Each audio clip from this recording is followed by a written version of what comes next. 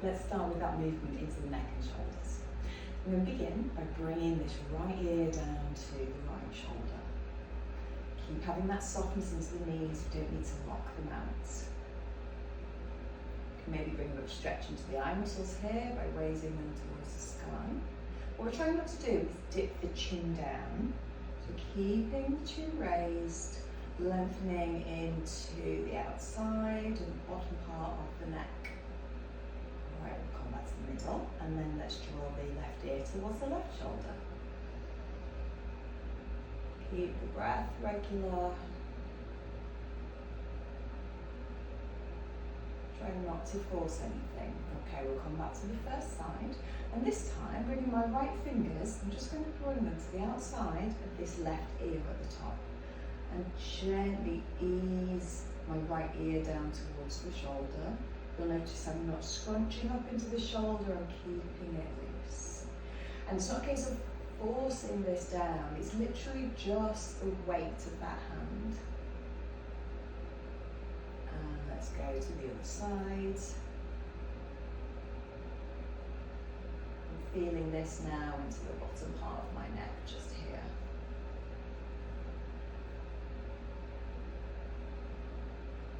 Okay, just release. Now, what I'm going to do here is draw my chin down towards my chest. Don't need to do anything else other than this.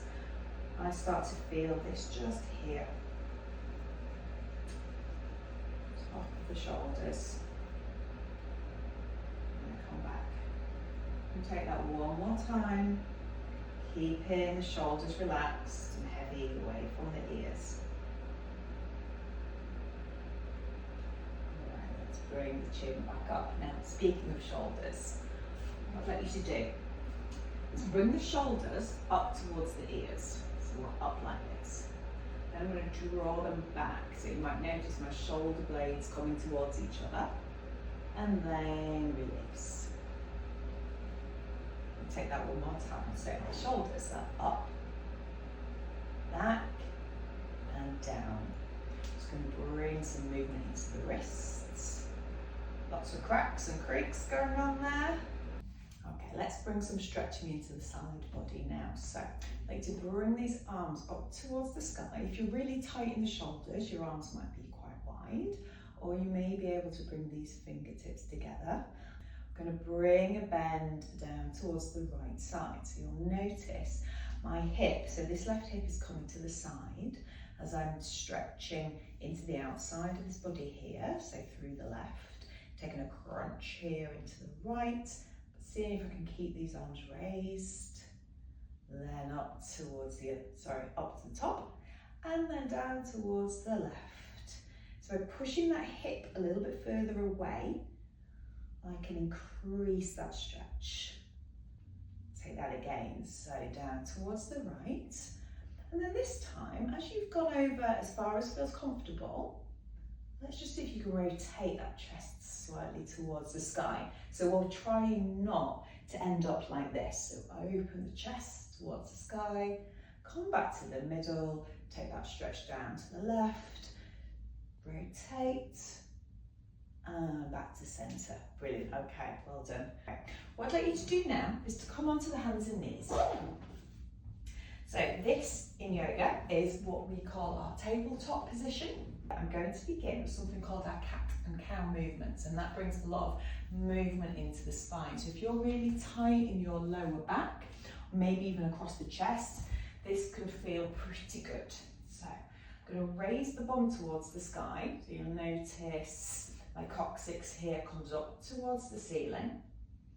And I'm also pushing through my hands. Remember what we said earlier in terms of keeping the shoulders loose away from the ears. So this is our cow posture, so I'm bringing the chest up. And then I'm going to draw the tailbone underneath as though I'm trying to bring it towards my belly button, and my chin is coming back towards my chest. This is what we call our cat. You might notice here that my shoulder blades, it's as though they're separating, they're pulling away from each other. So that's what's happening into the back in our cat position. So bum raises, chest raises, arms stay long. And then chin tucked back, belly buttons, those drawing up towards the spine. Let's take that 2 more times.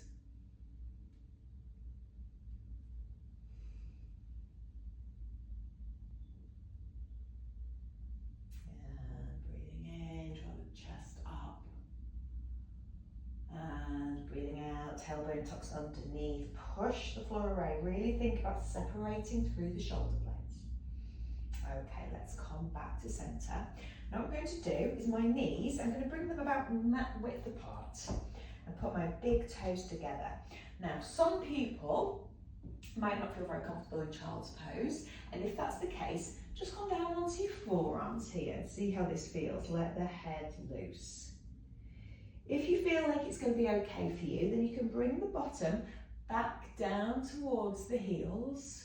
See if you can let the chest sink down. You can always put something underneath the bottom here. So if you've got a cushion or a pillow or something, you could always bring that onto the heels and come forwards. So here I'm feeling the stretch across the shoulders, as well as through the spine. And actually I'm getting it here as well. Now if you want, we can bring a little bit more movement into that stretch so it's coming into the side body as well. So whether you keep the cushion or whatever you're using on your heels, or you can lose that and come back down. And just slowly walk these fingers towards the left. Now if I bring the right fingers further forward, I notice a deeper stretch into this right side. Coming back to the middle. And then I'm going to walk them towards the right. Thinking about letting my left ribs almost turn down towards the floor. This right shoulder's coming up. That's a really strong stretch for me down this left side of the waist of the trunk. And take that one more time on each side.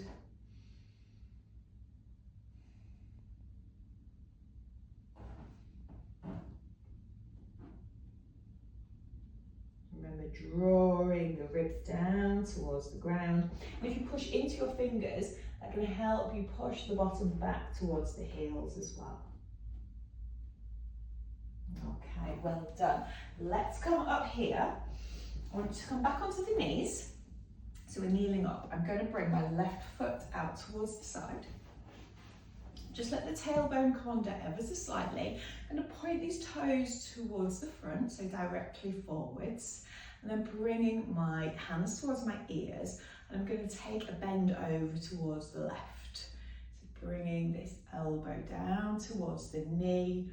Oh, that's a really strong stretch here down this right side.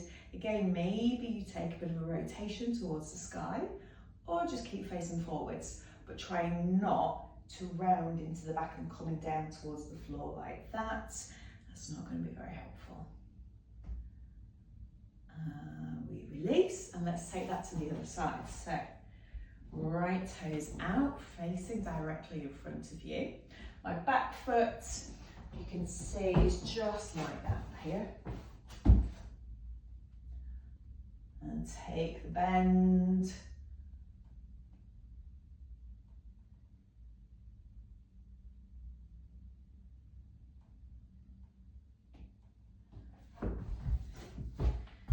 This time it's my right foot that's out, going down towards the right.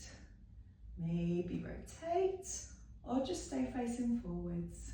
So, what I'm going to do here is, from my tabletop, I'm just going to move my knees back a little bit, then tuck these toes under, bring my knees up from the floor. I'm going to do that by pushing into my toes, and then drawing my chest back towards my thighs, and letting my heels head towards the floor.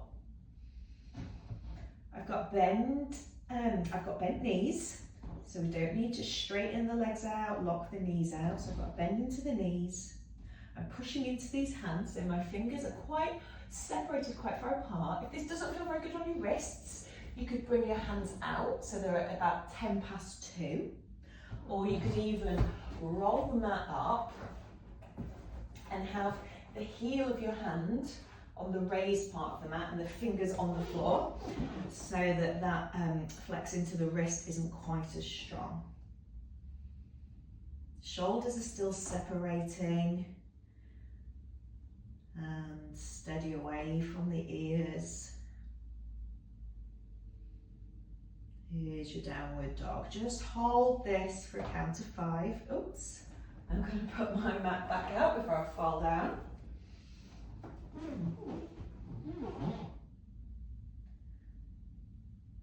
Doesn't matter if your heels don't head to the floor, that's not the aim. Okay, now let's bring some movement into the legs. Let's bring some stretches into the calves. So I'm just going to very slowly raise through one knee and draw the other heel towards the ground. We call this pedaling out in our down dog. I'm keeping my coccyx, my tailbone heading towards the sky.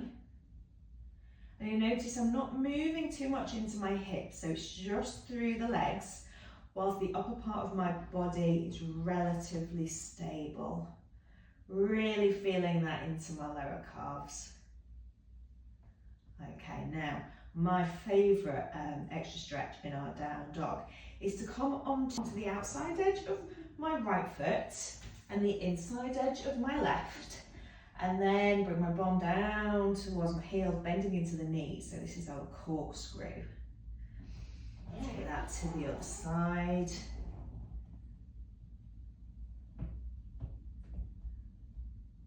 Great stretch here. It comes up the right side of my body there, almost all the way to my armpit.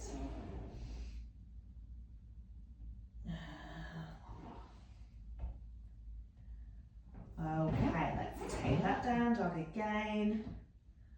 And then I'm going to look towards my hands and walk towards the top of the mat. I'm going to see if I can plant my whole foot onto the ground with each step, even if you have to have a really good strong bend into the knee, so that when I'm at the top of the mat, my chest, my ribs are going to be resting onto my thighs. All right, now from here, let's hold on to each elbow and just take a nice steady rock. Maybe release the neck by nodding the head, shaking the head. We might rotate into the spine, lots of movement. Okay, find some stillness. And then I'm going to bring my hands onto my shins and just push into them as I almost lever myself up to this halfway lift position. Now what's very tempting here often is to do this. We see this an awful lot. We're really rounding into the back. So if you think about tucking the bottom up again into towards the sky, so the pelvis is tilting like that. Bring my hands back wherever they go to on your legs. They might even be on your thighs, they might be on your shins, they might be lower down. I'm keeping this right angle shape going down my spine and then to my legs. By pushing into my legs, I can stretch a little bit more into the hamstrings. You can do this with soft knees as well. You don't need to have straight legs to get the stretch, not at all. It's very much often about this movement. So I can really bend legs and still be lengthening my hamstrings. I really feel that into the glutes actually when I took a deeper bend into the knee. And then let's fold forwards again. This time I just want you to bring the tops of your hands onto the floor and see if you can rock forwards and back a little bit. Bring a little bit of stretch and sensation into the tops of the wrists and into the backs of the hands. Let the head be loose. And from there I'm going to push into my heels, uncurl through the spine, bring my shoulders back, bringing these arms up towards the sky. try. Hands together, maybe take a little back bend or stay tall. And hands come back down to the side.